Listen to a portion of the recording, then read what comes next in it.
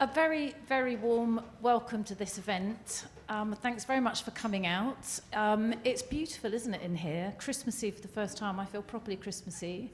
I'm Sue Tibbles from the Sheila McKechnie Foundation, and I just wanted to welcome you and just say a little bit about this event and why we wanted to work with the Conduit tonight.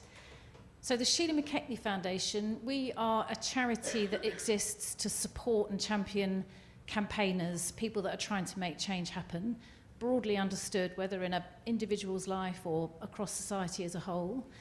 And as part of our work, we have convened a group of charity CEOs into the Charity Reform Group. Matt and Harriet, who you're going to hear from, are two of those CEOs. And the Charity Reforms Group's ambition is to harness the potential of charities and their leaders and try and encourage more confidence from the charity sector in its role in social reform. So an enduring interest of ours is how to sort of shift from the association of charity with relief to understanding that charities and other not-for-profits are overwhelmingly interested in change and reform, but we're trying to dig out of quite an established Victorian archetype there, but we're giving it our best shot.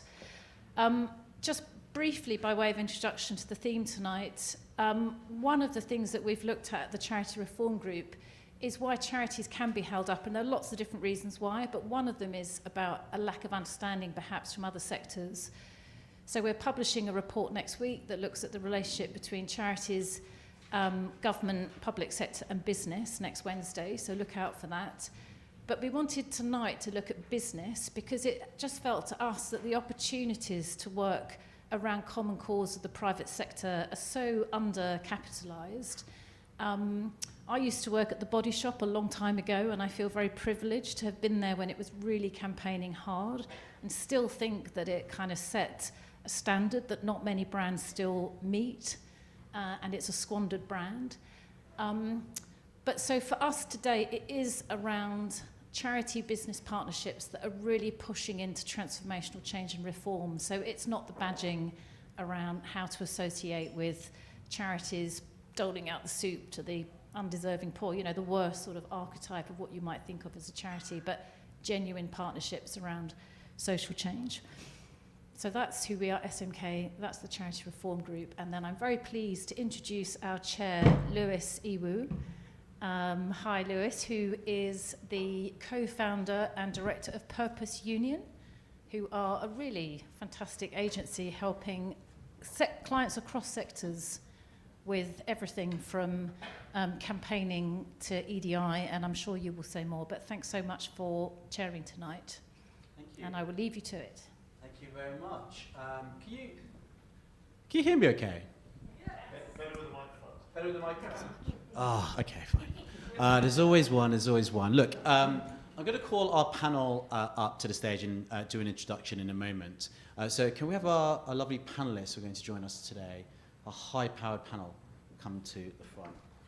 And while that's happening, I'll just do a quick setup of what we are here to do tonight. So I'm Lewis Iwu. I'm the co-founder of Purpose Union. We advise businesses, non-profits, celebrities, anyone really who wants to make a social impact, and a collection of those in between. I formerly was the CEO of a charity called the Fair Education Alliance, which is a coalition of businesses and charities. And I currently, for the past 7 years, have been on the board of the British Red Cross, and I chair their ethical donations committee. So this is a topic very close to me, and I'm so glad we've got an hour or so to discuss this. We do every year, or every couple of years, we do a survey of Gen Z and millennials. You ask them a range of questions about business and society. And one of the things that comes up time and time again is trust in institutions.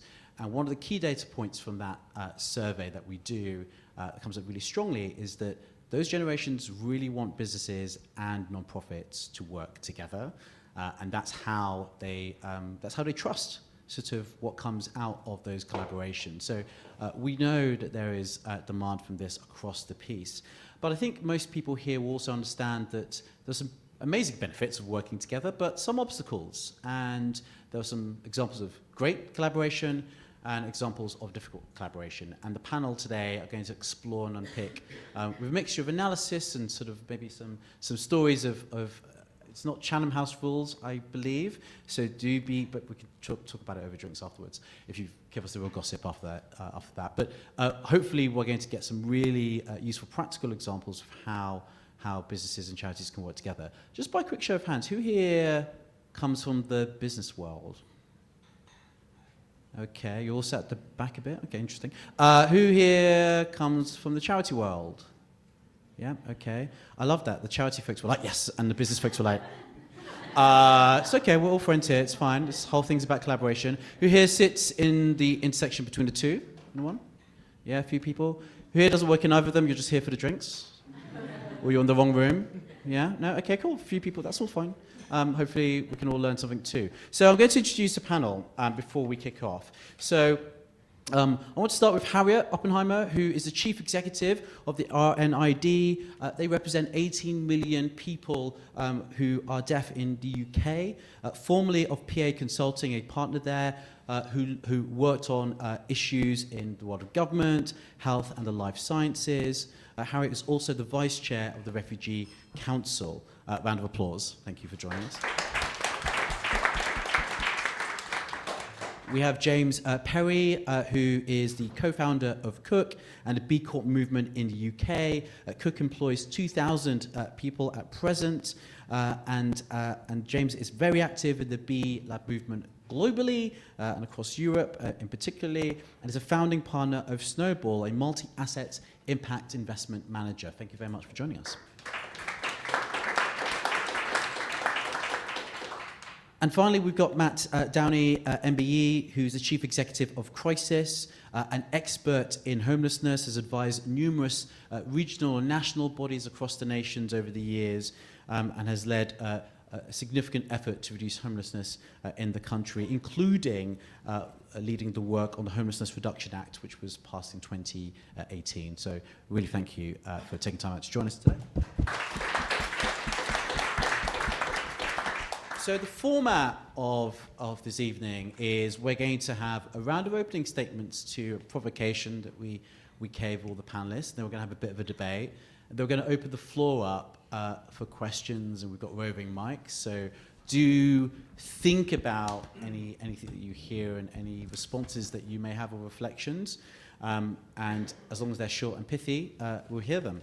And then we'll do a wrap up, and then we'll continue the conversation over drinks. So I'm going to ask everyone to kind of deliver an opening statement, really sort of to reflect on their experiences of charity business partnerships, but also what does beautiful collaboration between the two look like, and maybe some of the challenges that they see now and maybe into the future. So just to set the scene a bit, maybe Harriet, I'll start with you. Thank you. It's great to be here. So as you've just heard, I'm the Chief Executive of RNID. I've actually spent most of my career not in the charity sector. So I started off in the charity sector about 100 years ago. Spent most of my career in industry as a management consultant. And as a partner in that world, really my bread and butter was all about making partnerships work. It was all about forming partnerships between different organisations. And now I have the honour of heading up the national charity for 18 million people who are deaf or have hearing loss or tinnitus in the UK. And I think what beautiful looks like in any partnership is about a shared purpose, a shared social purpose. And given that we're talking about partnerships that involve charities, I think there's an opportunity to really address some of the real knotty, intractable social issues of our time.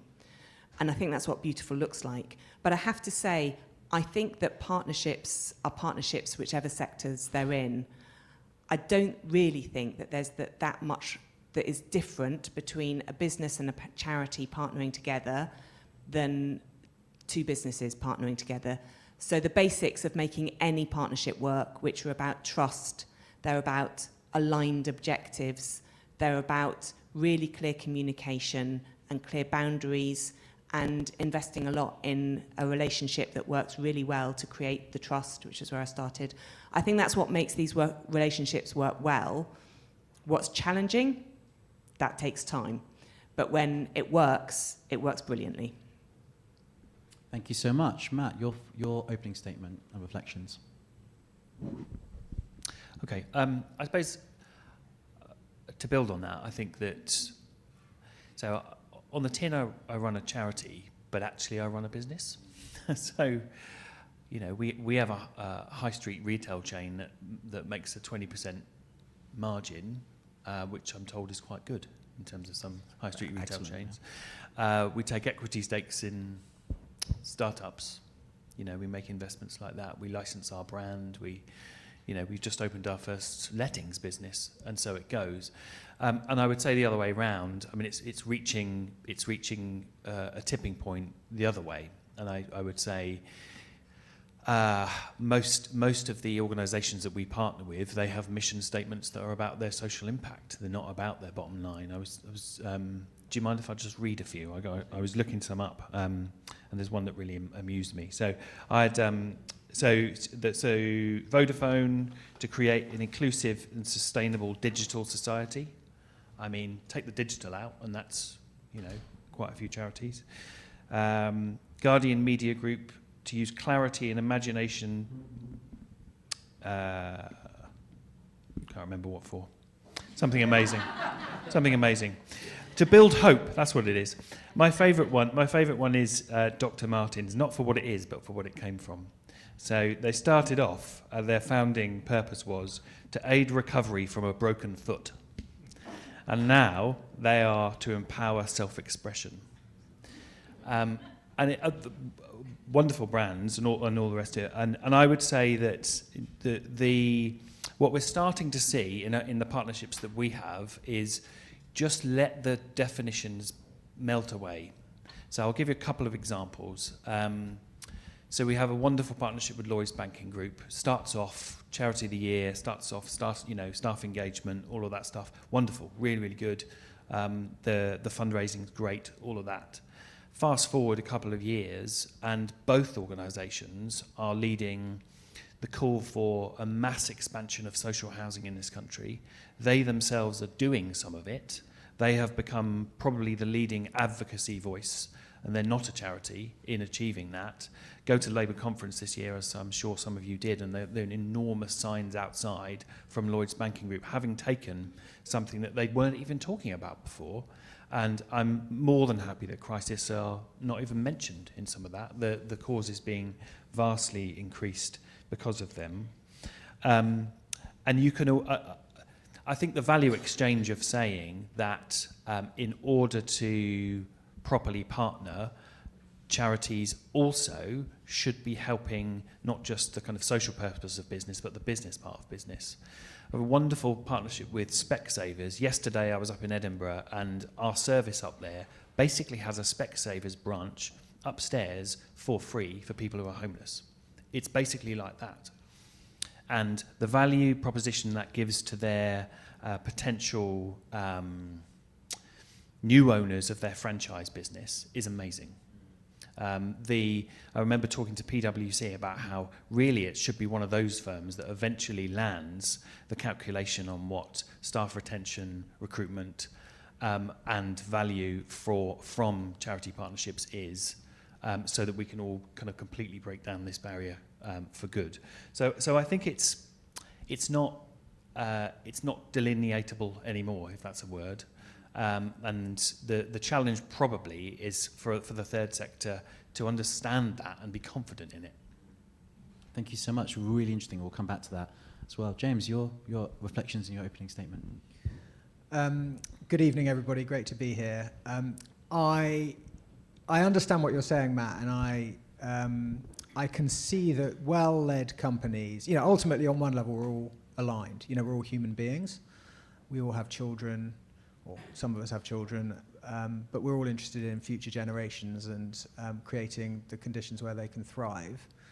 And we all are then cast into institutions which do have often misaligned goals. So I see that, you know, really well-led companies can do amazing things. And I think Lloyds Bank, for example, like Lloyds Banking Group right now is under particularly strong and inspiring leadership. And there's lots of companies that are actually. But I think sort of looking behind that, I see a sort of systemic misalignment, which I think is important to acknowledge if we're to get underneath the challenges of this issue and also the barriers to making a more profound degree of progress. So, you know, the way that I would see it is that business is charged with making profits because we've come to believe that profits are a proxy for social progress, and as business create prosperity, then everybody benefits, all the boats rise, and negative externalities will be sort of managed by government regulation, which I think most people are beginning to see isn't really working. So, for example, the drivers of the challenges that you might be facing in your day job with homelessness, I would argue, are to some substantial extent driven by businesses.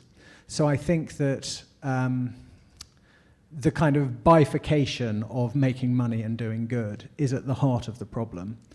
And CSR, therefore, is in danger of being, whilst great work can be done in CSR programs, and it's not to diminish that, as a systemic response, it's in danger of,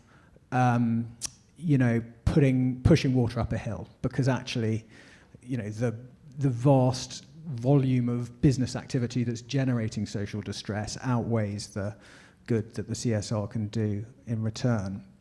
So I see a kind of, I'm in full agreement with Harriet that, and you both actually, that alignment is the beautiful concept that we need to embrace at a much deeper level, which is how can businesses align with the interests or the desires of society and civil society organisations, charities, not-for-profits, to help these people who might be in distress. So, and I think that there's but that requires a deeper question about the role of business if we are to unlock the potential of the partnership between business and charity. And I think the minute that business sees it as part of its business to not cause the harms that it so often does, like paying people fair wages, or not supporting gambling addictions, which lead to family breakdown, which lead to homelessness, you know, we're driving that through business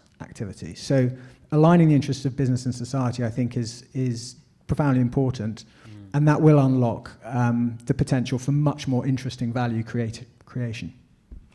Ooh, really, really thought-provoking. And actually, I'm going to go off script now because this is super interesting. And I do want to ask the panelists this question. Let's take that, all those ideas on a bit, and let's look at, you know, the fact that you are right. There are more and more businesses are sort of, you know, articulating a social purpose. They're hiring big impact teams, many of whom have been poached, I use that word maybe pejoratively, from the third sector. They are sort of running big global programs. They're getting involved in advocacy and speaking out on issues. I guess, you know, Harriet and the panel will go through in order. Why then do they partner with charities if they are doing a lot of the impact work, or they think they can do a lot of the impact work themselves? What's the rationale for still working with charities in that sense? It's a great question. I mean, you could also ask the question, why do they partner with anybody? And actually, organisations partner with other organisations because between them they have a greater access to capabilities, to insight, to abilities to deliver. So kind of back to my initial point, look at any partnering and see what's in it for both sides. But I'm not just going to leave my question there, because otherwise I'm only going to say one thing all evening, and that's not going to be so interesting. I do think that charities have got something unique to offer. So I think, first of all, charities represent a cause which can look like different things depending on what the charity is. R&ID represents the needs and the needs of, as I said at the beginning, 18 million people in the UK who are deaf have hearing loss and tinnitus. It's an enormous number of people. And of course, within that, there's a very wide range from people who have mild or moderate hearing loss to people who've got severe hearing loss, people who are profoundly deaf, BSL users, people who have tinnitus, and there's lots of overlaps within there. So it is not one homogenous group. But I struggle to see how you could get a business who would have that kind of legitimacy with such a significant group. And the kind of so I've just described RNID's cause and our connection, but whether it's a connection through a personal lived experience or connection through an kind of alignment of personal values, which you might get more in some sort of, I don't know, in, for example, environmental charities, all sorts of charities, that kind of connection to a big cause, I think it is more unique to the charity sector. However much people may love their businesses, and I was very committed to mine when I worked in industry, it's not the same. I think the second thing that charities can offer to businesses is they can create some really interesting collaborations, not just between businesses, but between businesses and also other charities and government. So I definitely think that there's a kind of convening role of charities because they've got a trust base when they do it well, because of, back to my first point, their connection to real insight about their community. So I do think that's something that's different.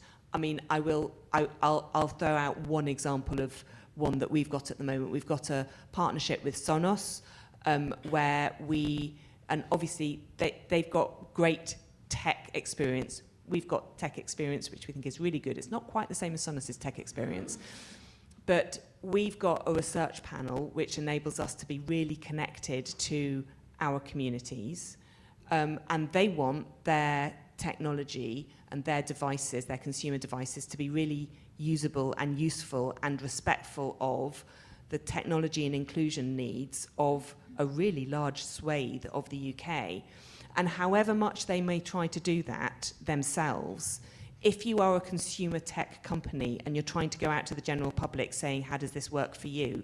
You're not going to have the same trust base. That's not because Sonos doesn't, it's because business won't have the same. Working well as a charity, you have a freedom that comes from, a freedom and an independence that comes from the trust base because you are connected to and have insight about your communities. And because there are things that you won't do, like saying something's a great product if actually it isn't a great product.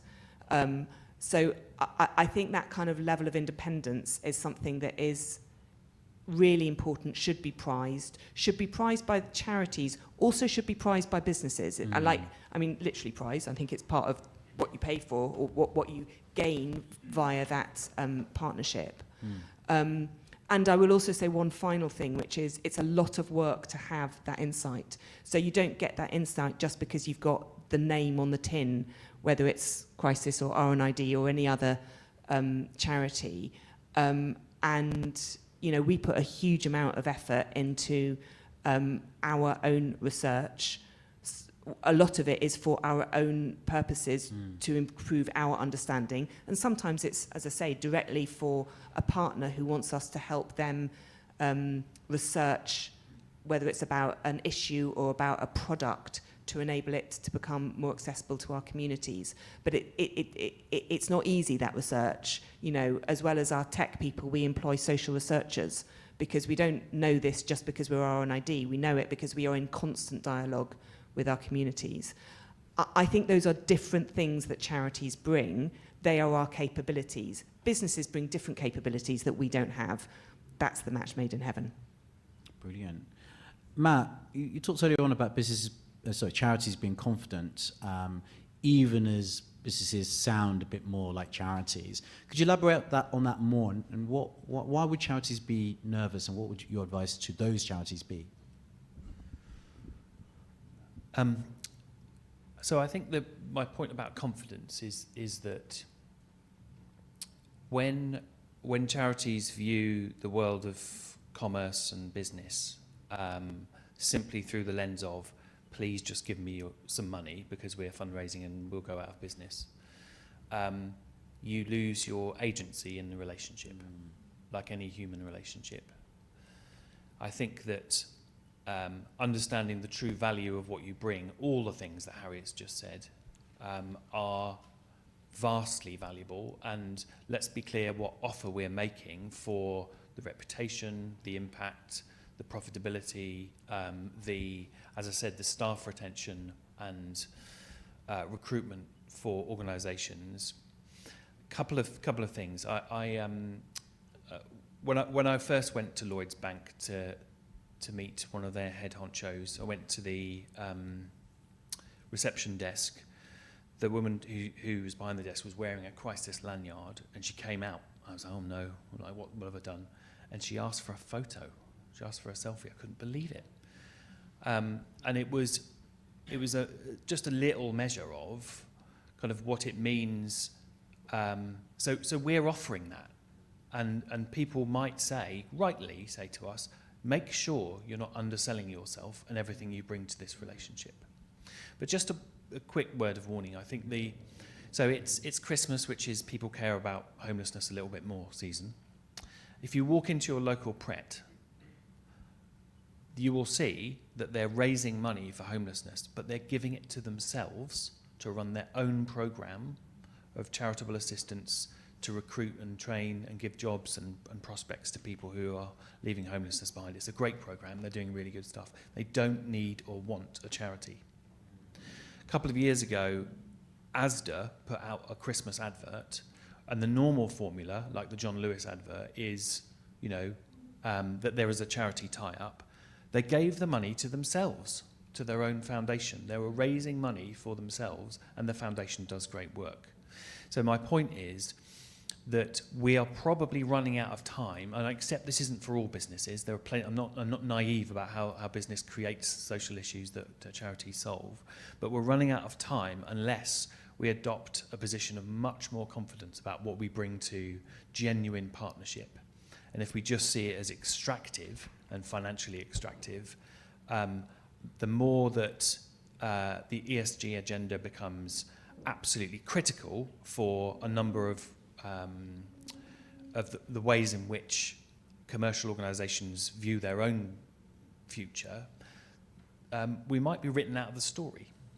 So that's a long answer. Sorry. No, that's a great answer, and I want to sort of link that to something that you said, James, about almost a word of caution about some of the businesses, especially through the lens of CSR, who may not be addressing some of the more systemic challenges. Given that we've talked about businesses who have got heft and can actually drive a lot of this themselves, and maybe they might enter a charity partnership for reputation reasons, maybe. What are the watch outs for charities in terms of those types of businesses who might just be using the name of a charity to kind of drive their own reputations? Like, what advice would you give, and what's your thoughts on that? Well, I think it comes back to alignment, and I don't want to be a downer on this, because I am super excited to be here and super excited about the potential of how this can work. And just to give you an example of that, we see ourselves as a purpose-driven business. Our purpose is to nourish people and planet, which is deliberately pretty broad. It requires interpretation. And to your point about all those beautiful purpose statements you're reading out, for me, they're meaningless unless they are at the heart of the strategy. If that purpose is the very heart of what drives the strategy of that company, it's interesting. Otherwise, it's just marketing. So for us, that means a bunch of stuff. And one of the things it means, and it sort of slightly happened by accident, is a program we run called Raw Talent, which is 5% of our employees come from people with very extreme barriers to work, so returning citizens, formerly homeless, recovering addicts, people with long-term unemployment for mental health reasons. And we can't do that. We can't do that. Like, we're a business. We make food, right? There's no way we can employ those people without charities. And so they become a crucial part. We literally can't do what we exist to do without them. So it's a completely different relationship. And what's very interesting to extrapolate from what you were saying about money, and like asking for money puts the charity in the sort of role of petitioner and subordinate and beggar, and it's a toxic and horrible position for both parties, really, but particularly for the petitioner. And power is weird. When our charity partnerships are with people who we need. And it's a completely different relationship as a result. It's a relationship of peer-to-peer, and it's really exciting and it's really value creative. But I don't think I think for it to really, so for example, give you an example, on that example of our Raw Talent Programme, our strong belief, and there's other great companies like Greggs and Timpson's, and even, there's 9 Amazon warehouses that are doing fantastic work with an autism charity to hire people on the autistic spectrum. And we're convinced that the solutions to a lot of these deep, intractable challenges are work. And for that to work, you have to be with an employer who's setting out to address those additional challenges with that individual. And that can only be done with partnership with charity. There's a real systemic carrot to go after with this stuff, but it's impossible if it's not seen as a core purpose of the business. So that's why I keep coming back to business purpose, because I think that's the key to unlock this energy. I think the charities are there, they're up for it, they're ready. I mean, we've never had a problem with that. But what's interesting is we don't have money change hands, deliberately, because we thought we ought to pay them because they're part of our supply chain in a way. But then actually, it's much more of we're helping them to deliver their goals to support these people out of that life because we can offer a job. They're helping us to get them there. So that's the value exchange, and it's a different way of thinking. Thank you so much. I want to sort of build on this sort of idea of the sort of how aligned sort of charities and businesses are, and sort of add an ethical dimension. Because as I mentioned earlier on, Red Cross, I chair for the past number of years a committee that basically decides whether or not we want to partner with a business or a donor because of ethical considerations. And I wanted to maybe just ask the panel what your approaches and views are on that. We had a bit of a discussion earlier. What goes into your thinking about, from an ethical perspective, whether or not you should sort of partner with an organisation based on, for example, maybe they are in the fossil fuels industry, maybe their founder has political beliefs which may not align with your values. Who knows, maybe they contribute to some of the very challenges that you're trying to solve. What goes into your thinking, and kind of how do you resolve that conflict, especially, again, we talked about this, in the context of more and more employees at organisations kind of want their employer to kind of stick to their values, including the partnerships it establishes. Harriet. So, I mean, my starting point, boringly, goes back to alignment and whether we have got a shared set of objectives. I mean, I agree about a value exchange being significantly more than funding. At the same time as that, traditionally, some funding exchange is usually part of a relationship with a charity, because the things that we do cost money and we can't do them otherwise, even if they are great things to do. And I mean, charity law requires that we maximise the funds that we can get in order to deliver our cause. I'm sure there could be circumstances under which we would not accept money, but my starting point is we're delighted to work with anybody where we've got aligned objectives for all of the reasons that I've said. And therefore it's genuinely, of the many things that keeps me awake at night, not one of them. Because I think people who want to work with us for reasons that are aligned. And there's, I'll give a couple, I mean, maybe this is or isn't helpful, but I'll give another couple of examples of organisations. I gave you an example of Sonos earlier, where you can see that what they do is try to create noise that people can hear, and therefore there's a natural connection. 2 other partnerships that we've got at the moment, where there is a connection, but you might want to look a bit further to find it. I'm not sure I'm going to be answering your question here, but I want to explain why the alignment is way more, is just the most important thing. And once you got to the end of the point of that alignment, that's the only question that you need to answer. So we're in partnership with an organisation called BIA, which you may or may not know. It's the Bioindustry Association, which is the voice of, and this is kind of the trade body for innovation in life sciences and medtech. Research into hearing loss is a real Cinderella area of biomedical research, and it shouldn't be, because if I refer you to my earlier figure of 18 million, there's a vast amount of good that cures and treatments and therapies in the future can do, but just quite simply not enough investment has gone into it in the past. And as with any form of medical research, the more you put in, the more you get out. It's a numbers game in the end.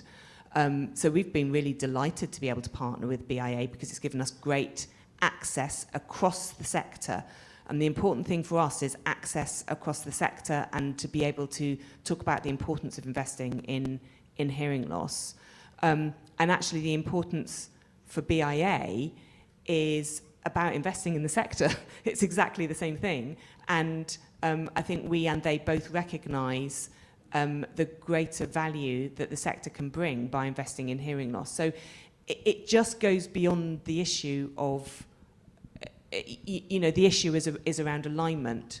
The other example I was going to touch briefly on, which again is, it's not an untraditional partnership, but it's a partnership that, I'll just talk about it. We've recently started a new partnership with HSBC, which is great. And it's very much around building a more inclusive, accessible environment for their staff who have hearing loss. So we're talking about their people processes, their ways of working, their culture, how they support people who are deaf, have hearing loss or tinnitus. Because around 1 in 7 or 1 in 8 people of working age have some form of hearing loss. It's really a very large number, and therefore it's a massive issue for any business because it's a massive issue for any employer. So once you've got to the point of realizing that this is totally aligned, I think it gets you to the point where you know that your funds are well purposed. And particularly in both of those examples, these are not partnerships that are born out of CSR. They're not partnerships that are led out of EDI departments, and I'm not knocking them, but these are strategic alignment about how do we get the things, we, in that circumstance, I'm saying we as business, because I don't want to say they, because it sounds a bit distancing, but that's where the business says, what is my strategy? How do I achieve it? What am I trying to get out of it? And that's where there's real alignment. I'm going to ask you to wrap up, just because of time. But brilliant, thank you so much. Matt, tobacco, arms, oil, how do you navigate? So I'm just throwing out words at you. There's no question, Jim. I'm just literally shouting words at you. How do you navigate that as a leader in your organisation, balancing that with the need to partner with business to increase impact? Okay. I did. So I started as chief exec of Crisis 3 years ago, and one of the first things I did was end one of our partnerships because there wasn't an alignment. And we were really careful with this stuff. We deploy a sort of net benefit calculation. So there are obviously a few broad sweeps of types of organisation. Arms manufacturers, no thanks, etc. But pretty much the rest of it is always really tricky. Sometimes it's just really obvious and wonderful alignment and on we go. If it's I'm not totally sure, there are some reputational risks and they want to give us a fiver and put the association on the front page of the Financial Times in an advert, probably not. But if it's 5 million, don't want actually it's just about wanting to achieve the benefit that the money will bring, then we have a more difficult conversation. We recently, you may all see at the moment there's a real explosion in the they're called OMAs, that organisation that does charity fundraising.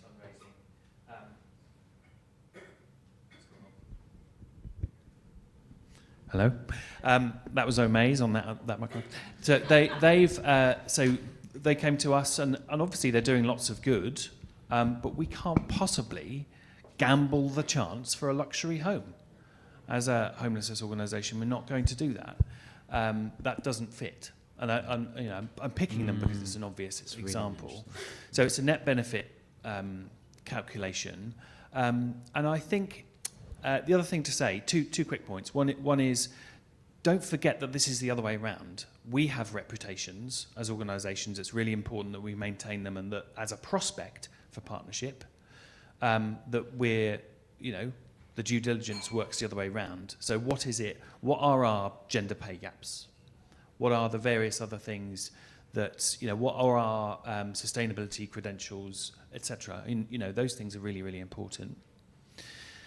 And the other thing, finally, is just to say that, of course, we do want successful financial partnerships, but sometimes, and to the point that there are organisations who may be creating or sustaining the social issues we're here to address, I want to talk to those organisations.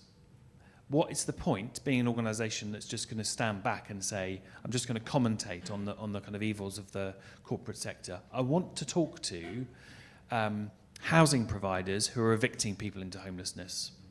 I want to talk to, this is a real story, we got asked by a supermarket giant, I won't name them, to come and talk about how to get rid of these blasted rough sleepers outside the front of their stores.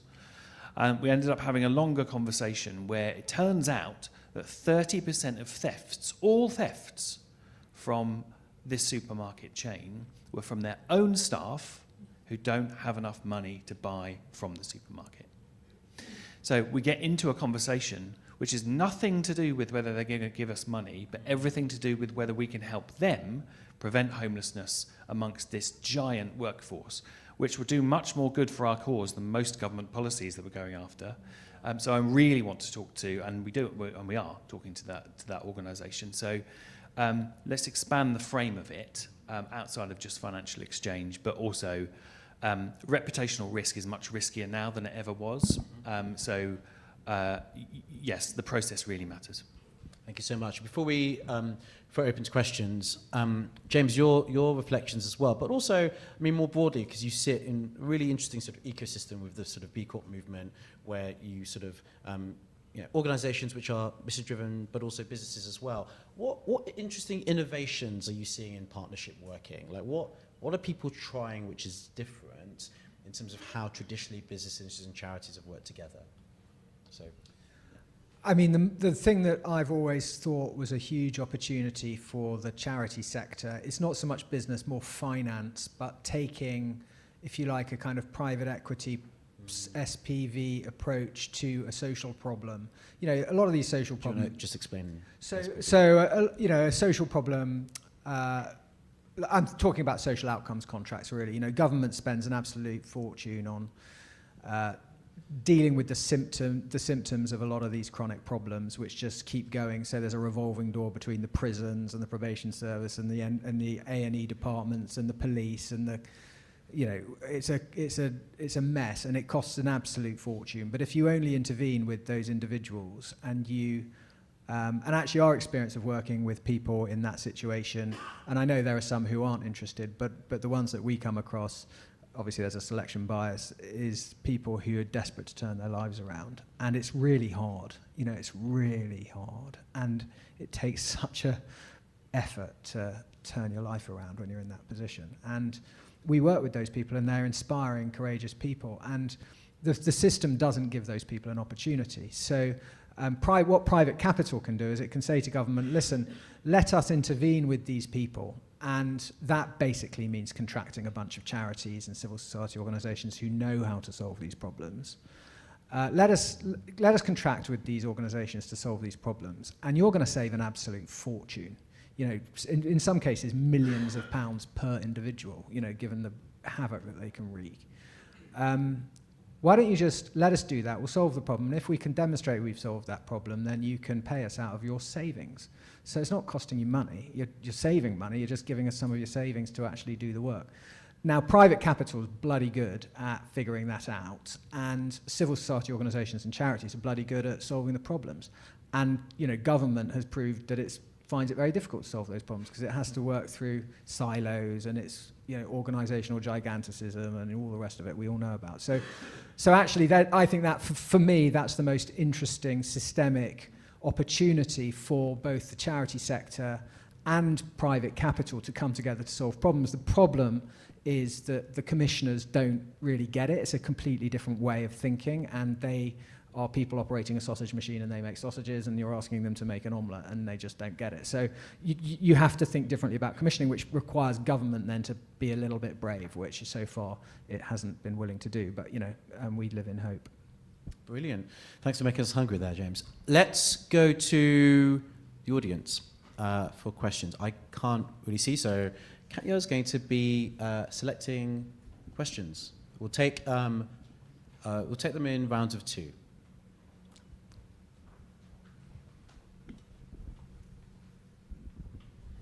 Hi there. Thanks so much for the conversation so far. My name's Hamida Ali. I'm from an organisation called the Future Governance Forum, and we're looking at and very interested in alternative models of public service and how to reform. And really interesting to hear the conversation because we've been reflecting on this, particularly in the context, and we've referenced government already. I guess my question is, what do you think a beautiful partnership with government could look like?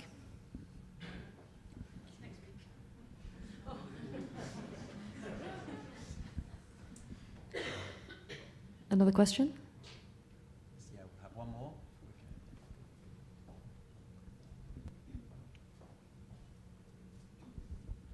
Paul Parker from Quakers. We're a sort of national charity of a faith community with a trading subsidiary, which is a partnership that nobody's actually mentioned, although I know some of you have got those. We came up against an issue. We had a programme within the trading subsidiary, which is a conference venue, Friend's House up the road, lots of you will know it, trying to employ ex-offenders with a history of sort of violence and personality disorder, initially in kind of producing things that we could sell in our retail activity. And I've had to lay that down because we came up against issues which were really about the fact that charities have to operate within a very different regulatory framework and risk framework from businesses. And so the need to get that programme to be compliant with expectations in the charity sector about safeguarding, including of colleagues of the people we were trying to employ, just made it impossible to navigate what we were trying to do, and we've had to end that programme, which I'm really sad about because it was doing good work. And there's something about the kind of regulatory environment that both businesses and charities have to operate within, which also needs to align to support this kind of activity better. And I'm wondering whether any of you have got useful experience to kind of reflect back about that, because the risk appetite of company directors and the risk appetite of charity trustees look really different, even when you've got some of the same people on both boards. And so we found it was just impossible to navigate. I'd be really interested to hear any stories you've got about that sort of difficulty and how you've got through it. Brilliant. 90-second answers from the panel so we can get more in. So, Harriet, quick fire answer. I'm not sure I've got masses to say on the second one, so I'm going to answer the first question. I think there's a great opportunity to partner with government, and I don't think it's two-way, I think it's three-way. So I think it's government and the third sector and business. I'm going to take the example of health, where Wes Streeting has opened a very large consultation on the future of the NHS. But even within that, proper conversations where I've heard Wes talk about the not believing, and I believe him that he believes that the answers are not just within government, they have to be out there with organisations like ours who understand our bit of the world. We've begun a conversation that we call Reimagining Hearing Health, where we are platforming guest bloggers to talk about what the future of hearing health could look like, because we need to use tech a whole load better, we need to get people out of hospitals, better health in the community, etc., etc. We started the blog, we've had the NHS talking, we're having academia talking, we're going to have industry talking and government talking. We should all talk together. Brilliant. Wow. Yeah, totally. That I really like the Future Governance Forum work and the concept of mission-based approaches, where the point is what you're heading towards, and let's just bring the best people available to it. I just flag that SMK have a whole essay series dedicated to this question, and another event coming soon on that. But it is absolutely the make or break, I think, of whether this is going to be a government that can tackle some of the bigger issues, is whether, frankly, the massive amount of resource that's sat in our sector on evidence and solutions and lived experience and business partnerships, it's just an untapped resource. The second question, I think so. We used to run cafes that were specifically to give training opportunities for people who are very much the category of that you're talking about. We closed the cafes, but only because they didn't make money, because we're commercial. We didn't close them because we had additional safeguarding concerns. I think we might need to talk about this separately, but what we had to do and what we have to do with our services all the time is go for a completely different type of risk appetite, to say that we are actively running safeguarding risks, because without that we won't reach the people that we need to reach. And so we need trustees who understand that. We need risk frameworks which are expressly about that. But I would say that the commercial the breakthrough we've had in our commercial activities is to see that the commercial elements of them have to be financially sustainable first and foremost, rather than a mixed economy of saying it doesn't matter if they make a loss as long as there's a social impact as well, because that's a doom loop for the finances of the third sector, or it was for us. But maybe we should talk more. James, any reflections on regulation and how it might help or hinder sort of collaboration between business and charity? No, not really. I mean, I think our experience is very similar to that. We haven't found we haven't found regulation to be a barrier. We found insurers to be a barrier sometimes when they've told us they're going to withdraw insurance. We've sort of smashed through that because we're sort of like just about now big enough to be able to win an argument with an insurer.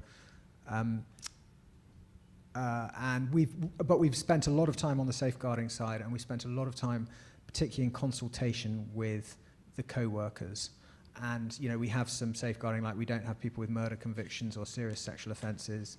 We have had people with murder convictions, but only after very deep consultation with their co-workers, and they've agreed to take the individuals having met them first. So it's all about relationship and taking a very hands-on approach. Thank you very much. Couple more questions. Hands shot up. Yeah. Hi, I'm from a small charity in London called Feast With Us.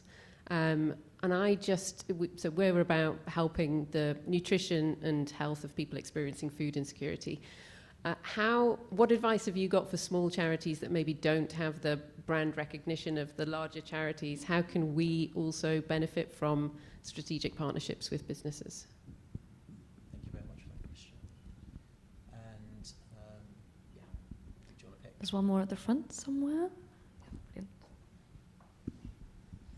Hi, I work in recruitment and really passionate about the transferability of skills between the business sector, the charity sector. Really interesting to hear about your career, Harriet, and your reflections on the importance of being able to build careers of people that have transferred different experiences to help make these partnerships work better,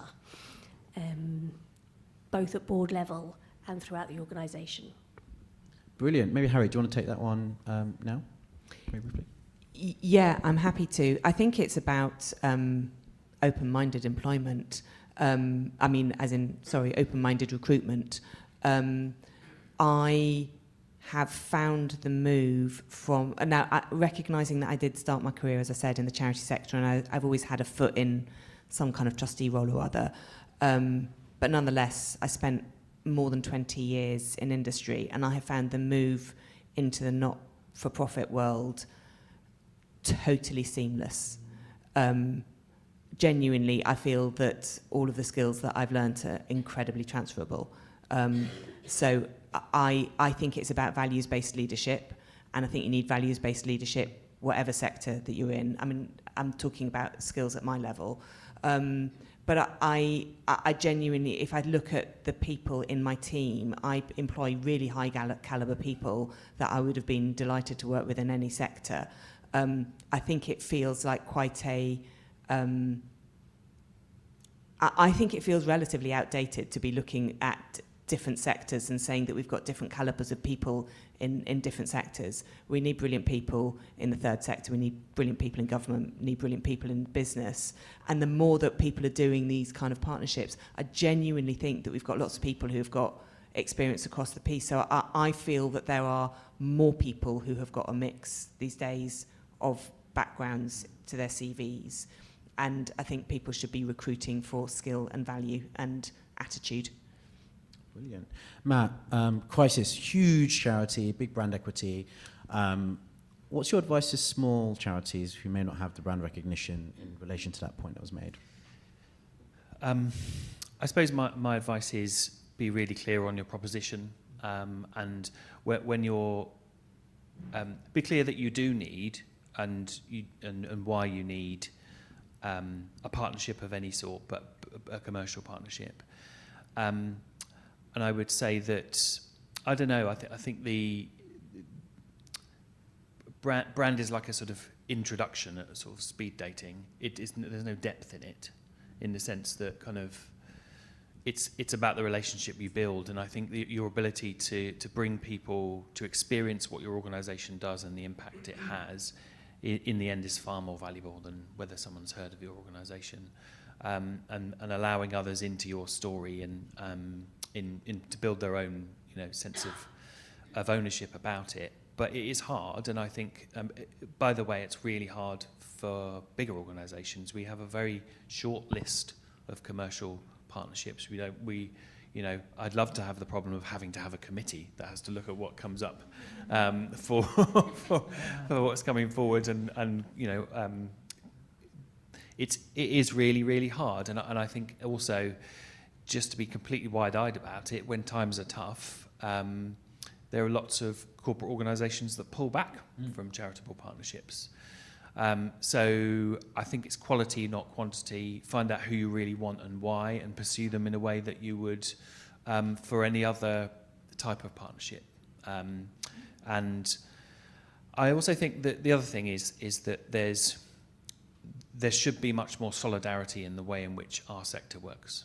I think that it should be in my interest that your organisation thrives. You're doing something that's directly related, and vice versa. So the way in which, I really think there's, because of the competition here, it gets in the way of often celebrating the things that should be celebrated. And there are wonderful things that other homelessness organisations, poverty organisations are doing. I look at the work of the Felix Project or Fair Share and others, and I think that's absolutely fantastic.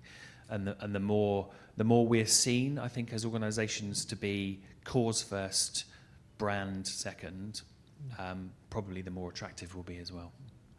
James, you're nodding furiously. Your thoughts? Well, I mean, we partner. We totally echo what you say about the Felix Project. We've got had a fabulous partnership with them, with helping us. Actually, they were helping us because we had a goal to reduce our edible food waste. We had a target. We didn't know how to do it. Felix Project were delighted to take our edible food waste and give it to people who were living with food insecurity, and it was a fantastic partnership, and everybody was a winner. So, and it's those things. So, and actually, for me, the reason I was nodding is because I actually think that potentially it's more difficult for big national charities than it is for smaller local charities who've got a more focused offer. So, if it's a value exchange, because I'll give you an example. For us, we're based in Sittingbourne, which is where most of our manufacturing is. We employ a lot of people there. So we need a really strong local partner who's working with the street community, and that happens to be a charity that's called Caring Hands. They're fantastic. They work with a lot of charities as well, so there's a whole sort of ecosystem there, and we end up partnering. But what's interesting about it is it takes time. You know, it's not a transaction. And business is quite used to being quite transactional. And this stuff isn't. It's relational, and it takes a bit of time. So, you know, we started our partnership with Caring Hands 15 years ago when some of the chefs had some leftover food, and a friend of theirs had fallen on hard times, and he'd ended up at Caring Hands. And they said, we're going to go over there and cook them all Christmas dinner with the surplus ingredients, which is what they did. And they made friends with the folks at Caring Hands, and then the folks at Caring Hands said, what we really need is jobs for these people. Can you help with that? And they came back and said, look, so it sort of happened organically, and actually that, which is it's been a huge value driver for our company, because everybody who works for us now knows that we do this, and it's become a sort of supportive environment, and 2,000 people working in our company understand that this is part of what we do. And that's actually that's made our company a lot stronger in so many ways. But actually it came from, believe it or not, the charity who just asked a simple question. So I suppose, to the point about the smaller charities, I think there's a lovely opportunity for the smaller charities to find their match. It is a dating process. You might have to kiss a few frogs, but go out there and kiss some frogs and find a match, because I'm sure they're out there. Lots of dating analogies. Are we in the right venue? We changed topic, but we have time for. Am I getting told off for one more question? I've got time for one more question. So over to you, Katya. Hello, thank you. This has been really interesting. My name is Julian Asher, and I'm both an impact investor and I serve on the boards of a number of charities here. My question is about the sort of concept of, I think, what you've mentioned about I guess what you might call venture philanthropy, and sort of interesting ways for business and charity to work together. I'm very glad to hear people talk about bringing more to the table than just money, because to be honest, as a business person, you get tired of being asked for money all the time. And both as an investor and as a charity board member, I don't engage with an organization where I don't bring more to the table than just money. But the question is, how can we structure that in a way, because I rolled off of a board and I found it very difficult to find an organization to work with, and that shouldn't be hard. You know, that if you have skills and things to offer that you'd like to offer, it's difficult to find a match from the business side as well. So I don't know if any of you have suggestions about maybe how the entire ecosystem can work better to bring people who want to come together. Great question. Like, no more than a minute responses. Who wants to kick off? I wasn't totally clear what the question was. If I'm right, is how can we create a structure where people who want to partner together from the business side and charity side can work together, both in terms of skill, well, more so than just funding, but skills, is that right? Yeah, how do we find each other? It's such a good question, you've stumped everyone. I would say that I think that one of the curses and banes of the charity sector is restricted grants, which is basically grant makers saying to the people that they're giving grants to that they know more about how to run their organisation than they do. And I think it's obnoxious and it shouldn't be allowed. And I think that venture philanthropy has a role to play, which is a much more long-term, intentional, strategic approach to supporting that charity to develop. I don't think that people in business know more than people in charity. I think that there's a conceit and there's often a kind of ego that walks into the room with the charity because of the sort of power imbalance and the petitioner thing, which is, again, really unhelpful.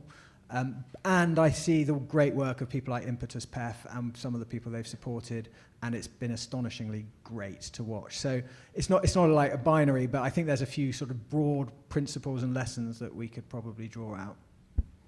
Any reflections on that question before we close? I think it helps if you've got a cause in common, either because the cause has got some personal resonance or because you can see that what's in that cause is investment opportunity, if that's what your skill set is. But I think actually what tends to make great relationships at that board level is often about shared values and shared values with the cause. Brilliant. So we're going to wrap up. And a final question, no more than 10-second answer. I'm going to ask everyone on the panel, Thinking about the future, what gives you optimism about the future of the collaboration between business and charity? Matt? The generation of people working in business coming into it now will demand social purpose out of their employers. Brilliant. Nice and short. Love it. Brilliant. All right. Whether it's your employers or your customers, we're all about making the world more sustainable and better for the next generation. We've got to work on that together. Brilliant. James? Yeah, and for me, it's about the incredible talent and the complementary talent that's in the charity sector and the business sector, and bringing those together. 1 + 1 equals a lot more than 2. Brilliant. Well, hopefully this, whatever sector you work in, hopefully when you think about sort of future collaborations, there was some food for thought, and we talked about the importance of alignment. We talked about, yes, there is convergence between some businesses and some charities, but actually there's a distinct role for both entities, and it's important to work together. We've explored the ethical challenges and actually the need to kind of deliver impact, but also in a way that protects reputations on both sides. We've heard about innovation and the importance of using new models of sort of deploying capital to help governments deal with problems they can't solve, and an interesting triangle between government, the charity sector and business, but also the importance of not always working in competition for funds and partnerships, and actually sort of how do we create a mutually beneficial system for everyone.